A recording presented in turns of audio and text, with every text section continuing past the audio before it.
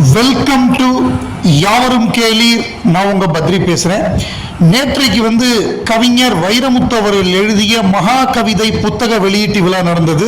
அந்த விழாவில் உலக நாயகன் கமல்ஹாசன் அவர்கள் கலந்து கொண்டார். அதில் தமிழக முதல்வர் மு.க. ஸ்டாலின், முன்னாள் நிதியமைச்சர் ப. சிதம்பரம், விஞ்ஞானி மயில்சாமி அண்ணாதுரை இவங்கெல்லாம் கலந்துக்கிட்டாங்க. ஸோ அதில் புத்தகத்தை தமிழக முதல்வர் ஸ்டாலின் வெளியிட ப. சிதம்பரம் பெற்றுக்கொண்டார். அந்த விழாவில் மற்றவர்கள்லாம் சிறப்புரையாற்றினார்கள். அதில் குறிப்பாக உலகநாயகன் கமல்ஹாசன் அவர்கள் பேசும்பொழுது வைரமுத்துவை 40 ஆண்டுகளுக்கு முன்னாடி சந்தித்த விஷயத்தை பற்றி சொன்னார். முதல்ல அவர் அந்த இது நிழல்கள் படம் அந்த பாட்டு வரிகளை கேட்டுட்டு இந்த கவிஞர் வேணும் அப்படின்னு இளையராஜாட்ட நான் கேட்டேன். நல்லா எழுதுவாரு அப்படின்னு சொல்லி கூப்பிட்டாரு. இப்போ மக்கள் நீதி மையம் அலுவலகமாக இருக்கக்கூடிய அதே வீட்டில் தான் பாட்டு எழுதினார். காலையில் கண்ணதாசன் அவர்கள் பாட்டு எழுதினார். மதியத்துக்கு மேலே இவர் வந்தார். நான் சரி ஒரு மிடில் ஏஜ் ஆள் ஒருத்தர் தான் வருவாருன்னு பார்த்தா வந்தது என்னோட ஏஜுக்கு ஈக்குவலாக உள்ள ஒருத்தர் வந்தார். அவர் எழுதின பாட்டு தான் அந்த அந்தி மழை பொழிகிறது. அதுக்கு முன்னாடி அவர் இந்த வானம் எனக்கு போதி மரம் அப்படிங்கிற அந்த வரியை பார்த்து தான் இவர் கூப்பிட்டுருக்காரு. ஸோ அப்போ எப்படி பார்த்தேனோ அதே மாதிரி அதே வேகத்தோடு இப்போ இருக்காரு அப்படின்னு சொல்லிட்டு இந்த மகா கவிதை புத்தகம் கொஞ்சம் அறிவியல், அதாவது மற்ற கிரகங்களுக்கெல்லாம் நம்ம போகிறத விட நம்ம இருக்கிற இந்த பூமியை நம்ம ஒழுங்காக வச்சுக்கணும். இது ஏகப்பட்ட அந்த இயற்கை மாசுபடுதல். ஸோ அதனால இதை காலி பண்ணிடக்கூடாதுங்கிற அந்த நோக்கத்தில் இவர் சொல்லியிருக்காரு. கவிஞர் வைரமுத்துன்னு சொல்லி கமல் சார் பேசினாரு.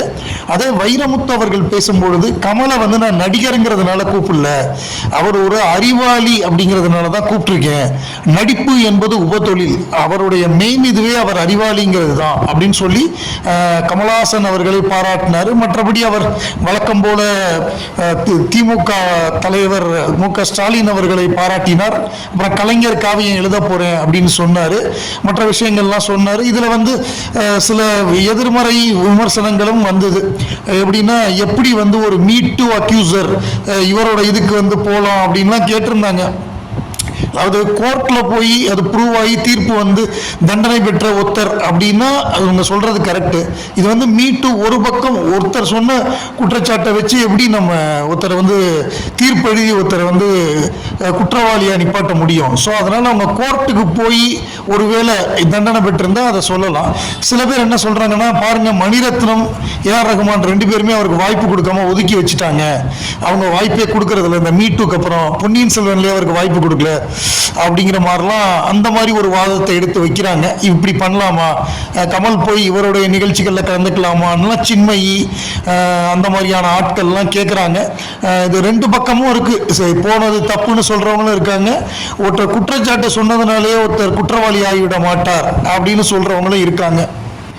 புத்தாண்டு அன்னைக்கு உலகநாயகன் கமல்ஹாசன், மணிரத்னம், அதே மாதிரி அந்த கோ ப்ரொடியூசர் ஆனந்த் இவங்களுடைய புகைப்படங்கள்லாம் பார்த்தோம். ஸோ இதை தாண்டி இன்னும் சில புகைப்படங்கள்லாம் வந்திருக்கு. அது என்னன்னா லிஸி பிரியதர்ஷன், லிஸி லக்ஷ்மி அவர்களுடைய பிறந்தநாள். விக்ரம் படத்தில் கமல் சாருக்கு ஜோடியா நடித்த மலையாள நடிகை லிஸி அவர்களுக்கு பிறந்தநாள். அந்த பிறந்தநாள் கொண்டாட்டத்தில் தான் இவங்கெல்லாம் கலந்துக்கிட்டு இருக்காங்க. கல்யாணி பிரியதர்ஷனுடைய அம்மா.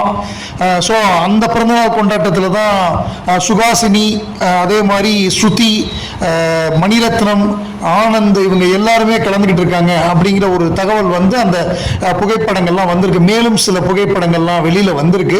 அதே மாதிரி அந்த இந்தியன் 2 ராப் அப்படிங்கிறது அது இந்தியன் 2 படப்பிடிப்பு முடிஞ்சிருச்சு. அது இந்தியன் 2க்கான ராப் அப். இதுக்கப்புறம் இந்தியன் 3 பாக்கி இருக்குன்னு நினைக்கிறேன். ஸோ அது குறித்து கிளியர் கட்டான ஒரு எதுலையுமே அஃபிஷியலாக வரல. இது இந்தியன் 2 ராப் அப்னு சொல்லி நிறைய ட்ராக்கர்ஸ் போட்டிருக்காங்க. நம்ம சொன்னது கரெக்டு தான். இந்தியன் 2 ராப் அப் ஆயிடுச்சு, கம்ப்ளீட்டாக முடிச்சுட்டாங்க. ஸோ இந்தியன் 3 ஏதோ 40 நாள் கால் ஷீட் கொடுத்துருக்காருங்கிறாங்க. இது எடுத்து முடிச்சது இந்தியன் 3க்கு முடிச்சிருக்காங்களா, இந்தியன் 2க்கு முடிச்சிருக்காங்களா அப்படிங்கிற ஒரு கிளியர் கட்டான ஒரு தகவல் எங்கேயுமே இல்லை. அதே மாதிரி இந்த மாச கடைசி ஜனவரி இறுதியில் தக் லைஃப் படத்துடைய படப்பிடிப்பு ஆரம்பம் அப்படிங்கிற ஒரு தகவல் வந்திருக்கு.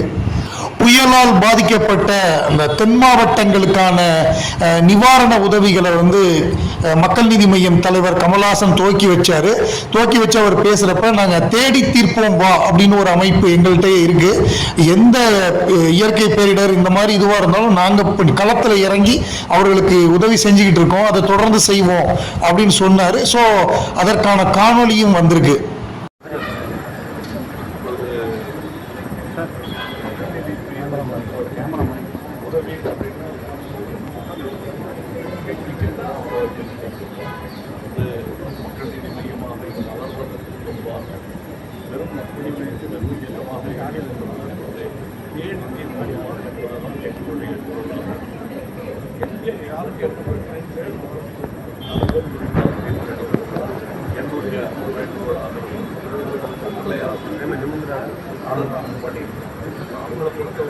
தனியாக ஒவ்வொரு முறையும் அது பேரிடர் வந்தாலும் வரவேற்றாலும் அந்த உதவியை நாம் செய்வோம். அவர்கள் அதை தொடர்ந்து செய்வதை தான் வாழ்முறையாக அவங்களுக்கு டெய்லி நாம் தடுத்து சொல்ல வேண்டியது. அவங்க எப்படிப்பட்டவர்களிடத்தில் ஒரு முறையாக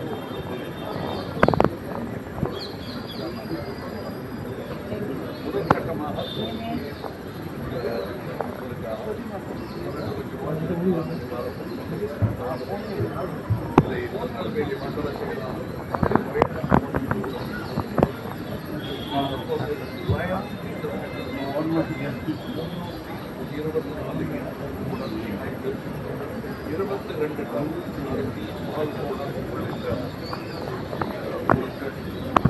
அத்தியாவசிய பொருட்கள் மற்றும் ஆடைகள்